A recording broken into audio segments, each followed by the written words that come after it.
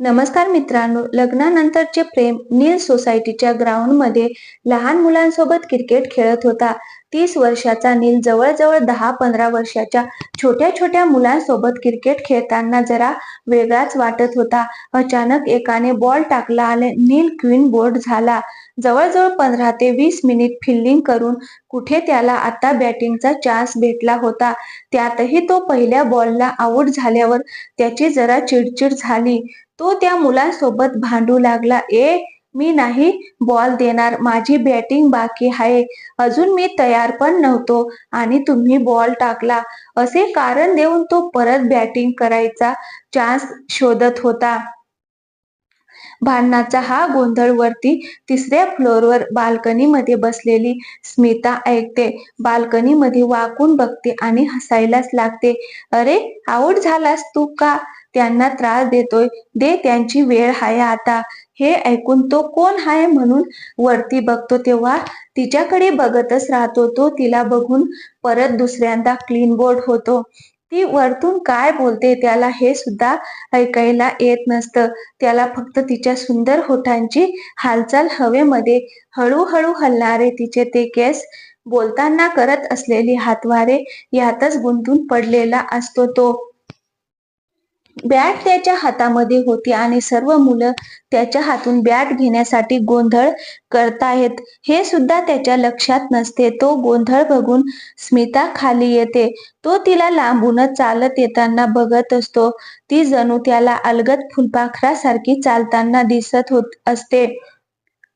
तिच्या शून्यातून वाढत जाणाऱ्या आवाजाने तो शुद्धीवर येतो. हॅलो, लक्ष कुठे तुमचं? तो ओरडत असलेल्या मुलांना शांत करण्यासाठी हातातली बॅट त्यांच्याकडे देतो. त्या गोंधळातच नील तिला म्हणतो, हॅलो, मी नील, इथेच सी विंगला राहतो, 4थ्या फ्लोअरला. अच्छा, लहान मुलांना का त्रास देताय तुम्ही? अहो नाही, ती जस्ट एक आपली मस्करी. तुम्ही ऑफिसला वगैरे नाही जात का? हो, जातो ना. ऍक्च्युअली माझा जॉब परदेशामध्ये आहे आणि वर्क फ्रॉम होम आहे, त्यामुळे माझ्या कामाचे तास हे रात्रीचे आहेत. नीलला का कुणास ठाऊक ती सुंदरी मनामध्ये घर करून गेली होती. तो तिला फक्त हसतच उत्तर देत होता. आणि तुम्ही काय करताय? मी स्मिता, एक हाऊसवाईफ आहे. हे ऐकून नील जरा स्तब्धच होतो. वो, हाऊसवाईफ म्हणजे तुमचं लग्न झालंय तर? हो, झालंय ना, 2 वर्षे होत आलेत लग्नाला माझ्या. हे नीलला अजिबातच अपेक्षित नव्हतं. माझं MBA झालं आहे. लग्नाआधी जॉब करायची मी, पण लग्नानंतर गरज नसल्यामुळे जॉब सोडला मी. तोवर स्मिताचा फोन वाजू लागतो आणि ती एक्सक्यूज मी म्हणून तिथून निघून जाते.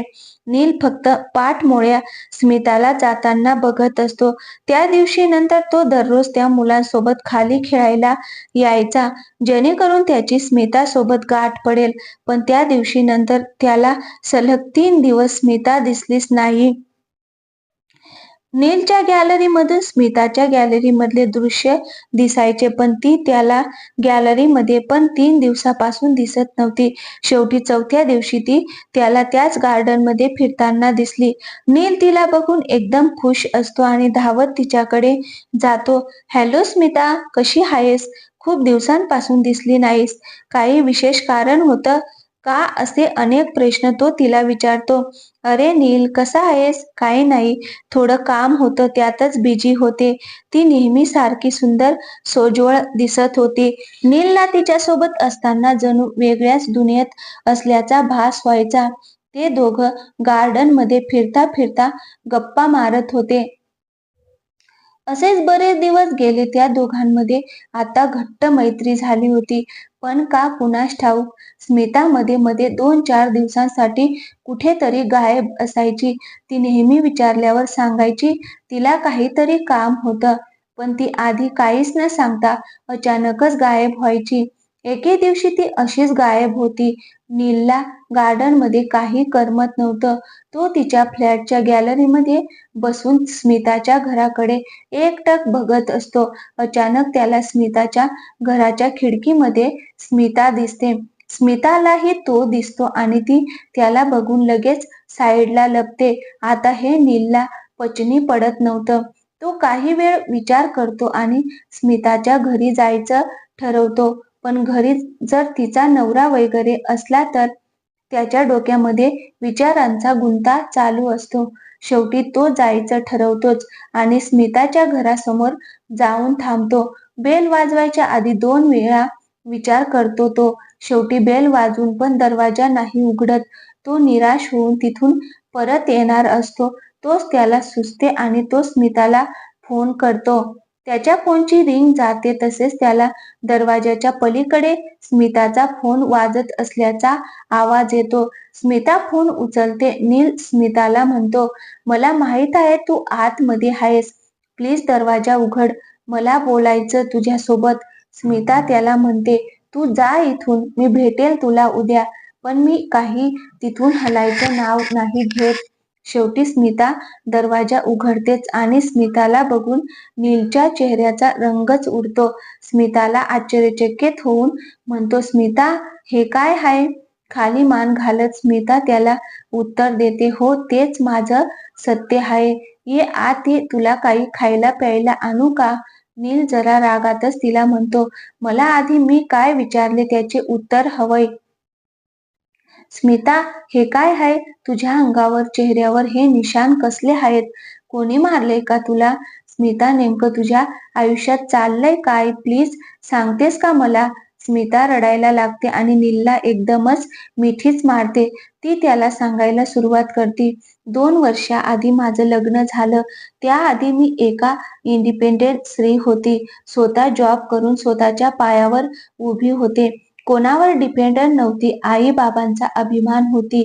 मी माझ्या आई-बाबांची परिस्थिती बेताचीच. लहानपणीपासूनच हालाकीचे जीवन जगून त्यांनी मला मोठे केले. माझे शिक्षण पूर्ण केलं. मी जॉबला लागले आणि त्यांची परिस्थिती सुधारली. माझ्या नातेवाईकांकडून मला अवनीतचं स्थळ आलं. मुलगा बिझनेसमॅन आहे म्हटल्यावरच माझ्या बाबांनी होकार सांगितला. तसा अवनीत दिसायला देखणा होताच. मलाही तो आवडला. पण त्याची एक अट होती. त्याला त्याच्या बायकोने म्हणजेच मी जॉब केलेला आवडत नव्हता. पण जॉब म्हणजे माझे काही व्हॉइस वगैरे नव्हते. माझी गरज होती. माझ्या आई-बाबांचा सांभाळ करण्यासाठी मला जॉब करणं गरजेचं होतं. मी हे सगळं अवनीतला सांगितलं. अवनीत म्हणाला, "बस एवढंच ना? मग त्यात काय झालं? मी आहे ना. मी पुरवेल त्यांना सर्व." माझ्या आई-बाबांना मुलगा नव्हता, म्हणजेच मला भाऊ नव्हता. माझ्या आई-बाबांना अवनीतमध्येच त्यांचा मुलगा दिसला. मोठ्या थाटामाटात त्यांनी आमचं लग्न लावून दिलं. पण लग्नानंतर काही महिन्यातच परिस्थिती माझ्यावर अवनीतकडून बरेच बंधनं लादण्यात आली. त्या गोष्टींना मी विरोध सुद्धा केलाच. पण माझ्या आई-बाबांना सांभाळत असण्याचे उपकार दाखवत त्याने मला गप्प केलं. आताची परिस्थिती अशी आहे की मला सोसायटीच्या बाहेर सुद्धा जायचं असलं तरी मला आधी अवनीतची परमिशन घ्यावी लागते. मीही खूप स्ट्रॉंग मुलगी आहे. पण मी जरासा काय या गोष्टींना प्रतिकार दाखवला की तो माझ्या आई-वडिलांना आर्थिक मदत न करण्याचे धमक्या देतो. अवनीतकडे सर्व आहे. त्याला माझी गरज फक्त शारीरिक गरजेसाठी आहे. 3 दिवसातून एकदा घरी येतो. तो 3 दिवसांमध्ये मी कशी आहे, जेवली की नाही त्याला कसलीच विचारपूस करावीशी वाटत नाही. शिवाय मी फोन केलेला सुद्धा त्याला चालत नाही. जर मला पैशांची गरज असेल तर मी त्याला मेसेज करते. आमच्यामध्ये नवरा-बायकोसारखा नातं, आपुलकी काहीच नसताना तो घरी आला की त्याला माझ्याकडून फक्त शारीरिक सुख हवं असतं. पण जर नात्यामध्ये प्रेमच शिल्लक नाहीये तर या गोष्टींचा कुठून वाव मिळणार? म्हणून तो माझ्यावर नाराज होऊन मला मारहाण करतो. मारहाणीचे निशाण जाईल तोवर मी घराच्या बाहेर सुद्धा निघत नाही. म्हणून मी काही दिवस अशी घरातच असते." एवढं बोलून ती ढसाढसा रडायला लागते आणि नीलच्या मिठीमध्ये येऊन विसावते. तिला शांत करत नील तिला म्हणतो, "तू त्याला सोडून का देत नाहीस? मी त्याला डायव्होर्स देऊन काय करू तरी काय? माझ्या आई-वडिलांची जबाबदारी त्याच्यावरच आहे. शिवाय तो त्यांचं सर्व करतो." "पण अगं हो, पण तो त्यासाठी तुला नेहमी ब्लॅकमेल करत असतो. त्याचं काय?" तू शिकलेली आहेस, छान जॉब कर, आई वडिलांना सांभाळ, तुला हे सर्व सहन करण्याची गरज नाहीये. त्यावर उत्तर देत स्मिता म्हणते, मग समाज काय म्हणेल? एवढा चांगला मुलगा होता, सासू सासऱ्यांची सुद्धा जबाबदारी उचलत होता, तरी सुद्धा लग्नाच्या 2 वर्षातच मुलीने डायव्होर्स घेतला. म्हणजे मुलींमध्येच काही प्रॉब्लेम असेल. त्यावर नील तिला समजावत म्हणतो, अगं लोकांचं काय? लोक तर चांगल्यालाही बोलतात आणि वाईटालाही बोलतात. म्हणून का तू त्यासाठी तुझं अख्खं आयुष्य असं वाया घालवणार आहेस का? आणि अवनीत एक मोठा बिझनेसमॅन आहे. त्याची सगळीकडे ओळखी आहेत. त्याच्यापासून वेगळे झाल्यानंतर मला जॉब लागायला तो खूप अवघड करेल आणि आई वडिलांची जबाबदारी डोक्यावर असताना मी ती रिस्क नाही घेऊ शकत.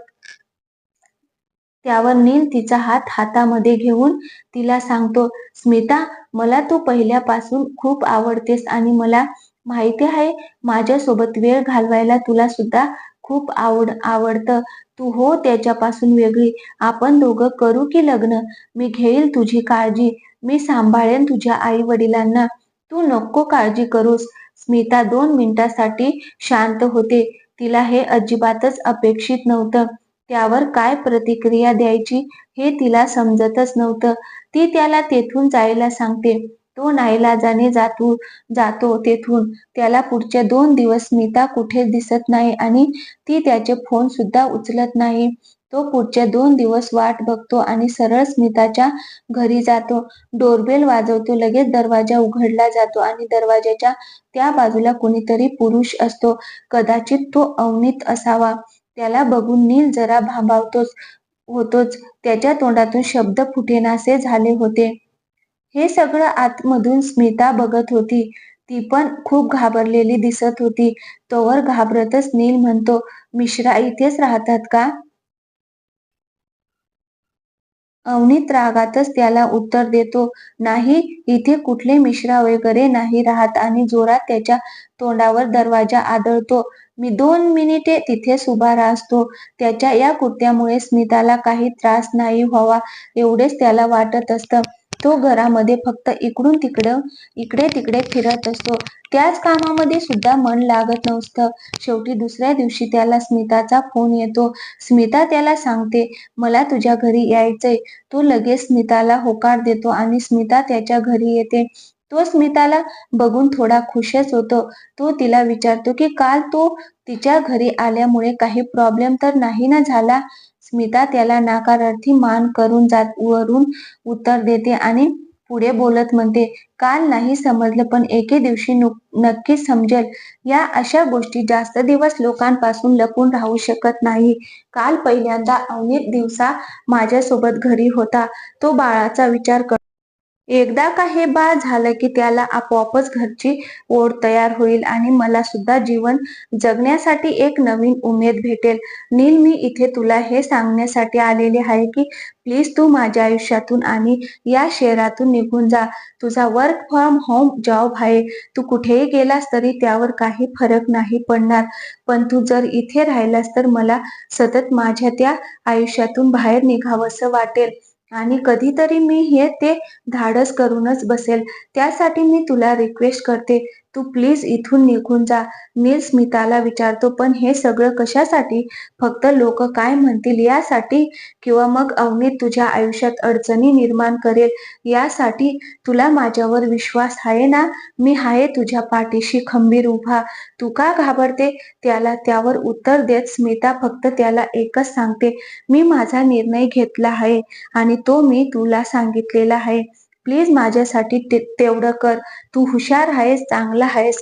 तुला खूप चांगल्या मुली मिळतील. माझ्यामध्ये अडकू नकोस. बस. आणि प्लीज माझा नंबर सुद्धा डिलीट कर. असं समज की मी कधी तुझ्या आयुष्यात आलेच नव्हते. एवढे बोलून ती निघून जाते. ती जात असताना ती मागे बघेल की काय असं नीलला वाटत असतं, पण ती सरळ निघून जाते आणि तिच्या प्रेमाखातीर नील सुद्धा त्या सोसायटीमधून, त्या शहरातून निघून जातो. त्या दोघांमध्ये कोण चुकीचं, कोण बरोबर होतं मी सुद्धा नाही ठरवू शकले. तुम्हाला काय वाटतं? तुमची तुमची प्रतिक्रिया नक्की कळवा. अशुद्ध लेखनासाठी माफी असावी. तुम्हाला ही कथा कशी वाटली नक्की सांगा. आवडली असेल तर सबस्क्राईब करायला विसरू नका. भेटूया पुन्हा एकदा नवीन एका कथेसोबत. तोपर्यंत काळजी घ्या. Thank you. धन्यवाद.